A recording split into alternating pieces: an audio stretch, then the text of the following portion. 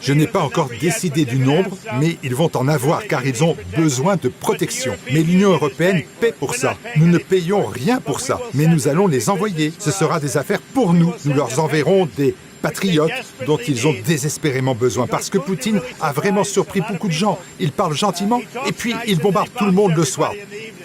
Donc, il y a un petit problème là et je n'aime pas ça. Bruxelles et donc Paris devraient donc payer pour l'industrie militaro-industrielle américaine en attendant que la paix soit scellée pour que Washington reprenne les affaires avec Moscou, reprise que refusera l'UE pour des raisons délirantes sans doute.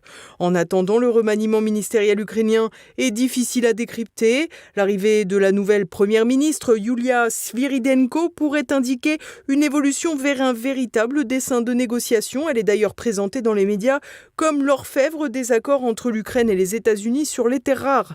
Des accords fort médiatiques qui devront toutefois être observés après la paix dans la mesure où les zones des ressources devraient essentiellement se retrouver sous le contrôle russe. La Première ministre sera toutefois du voyage pour accompagner notre ministre des Affaires étrangères, Jean-Noël Barrot, ainsi que Volodymyr Zelensky pour 2 jours. La délégation devrait notamment se rendre à Tchernobyl pour une nouvelle opération manipulation.